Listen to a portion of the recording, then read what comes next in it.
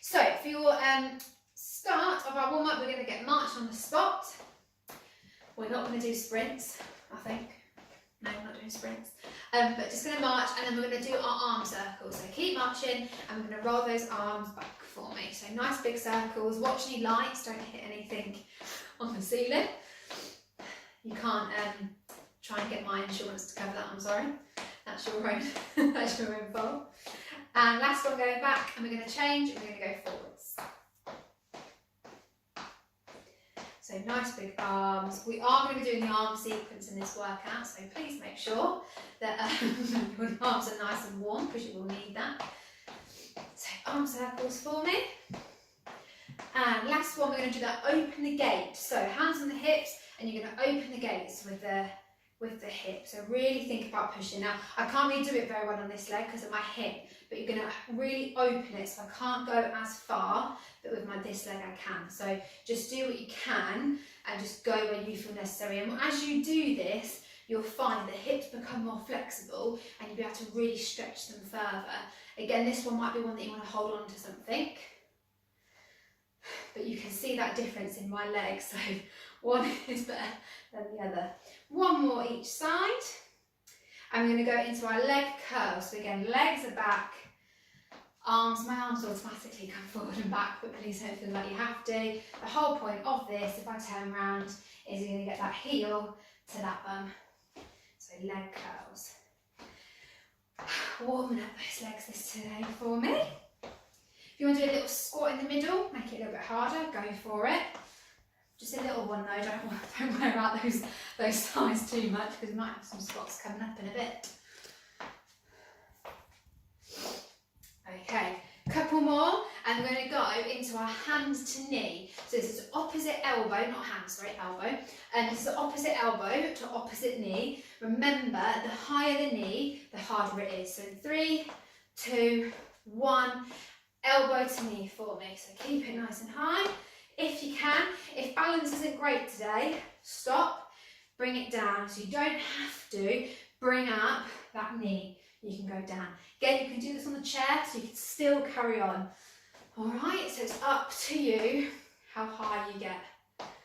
Now, I've just filmed 6 videos so far tonight, and I'm still going. We've got 2 more to do. So if I look tired already, that's why. So a few more, and then we're going to go, what we're going to do? We're going to do some punches to finish our warm-up. So a few more elbows to knee. Now with our punches, I want your stance a little bit wide and quite light on your feet. So we're going to do like a little jog as we're punching, so just prepare you. So 3, 2, 1. So just start off with a little light jog for me. Nothing too strenuous, we're not doing a sprint. Little jog. Now when you get ready, and you feel like you've got into that rhythm, bring that guard up, that's not what words then, and we're just going to lightly punch forward. So it's not a strong punch, I just want a light kind of punch it forward. And again, this is a great one to get that heart rate going.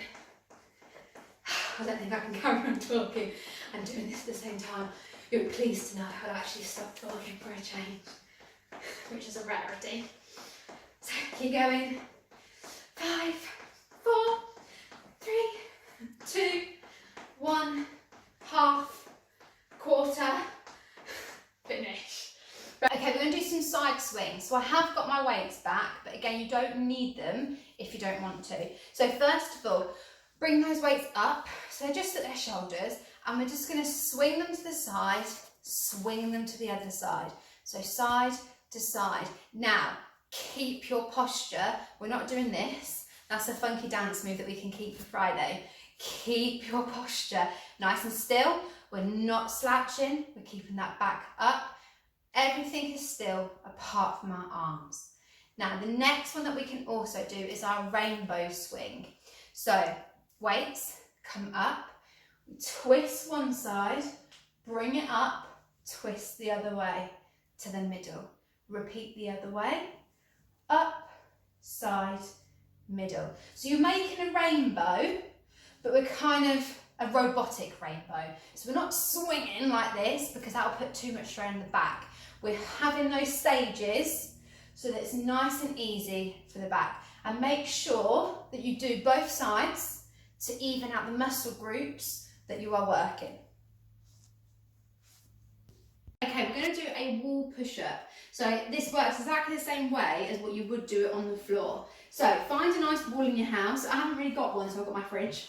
And then hands go onto the surface. Now again, making sure it's in line with your shoulder. Now it's not about your hips, you stay in line. It's all for your arms. You release the elbows and you push.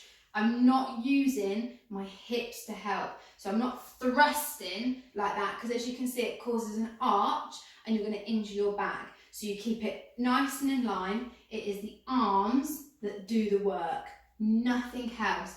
Now, if you're finding it's a little bit easier, just take those legs back and come up onto the tiptoes as you do it. And again, it will still work the same, but it's going to be a little bit harder. If you really want to go for it, one hand down. I'm rubbish at one-handed, so I can't get very low. I'm sure there's more people than me that can get lower. And then swap, making sure that you do the same thing. I'm rubbish, I told you. The opposite side. Now, we're also going to do a wall sit. So try and make sure you haven't got handles like I have, because it's going to hurt. Try and get a blank space. Now, against the wall, feet a little bit far apart, so hip width, down into our lovely squat position, and sit. Easy. Okay, we're going to do some squats. Now, my Thursday class know how much I love my squats, so you can't let me down. All right, and when my Thursday crew are back, I want to see these squats lower than me. So, first traditional squat is we're just going to go down and we come up. Now, hands can come forward if that helps you balance, because as we're going down, the bum's going one way, so sometimes it's nice to have those hands out there to counter that.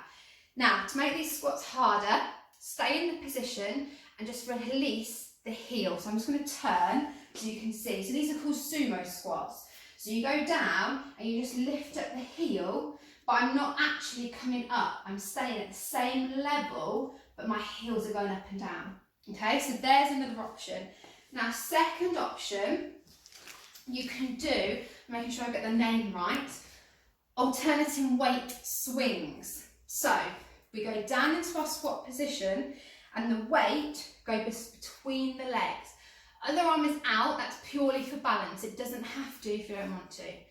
As you come up, you change hands and you go back down, okay?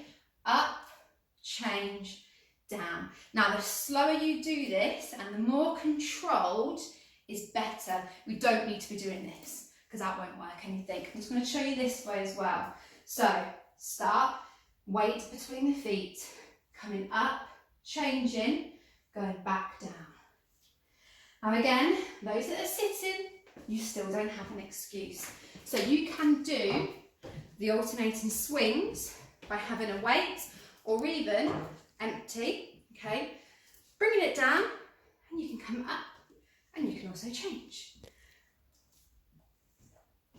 There you go. I will not let anyone give me an excuse. Hi everyone, I just want to do a stretching video.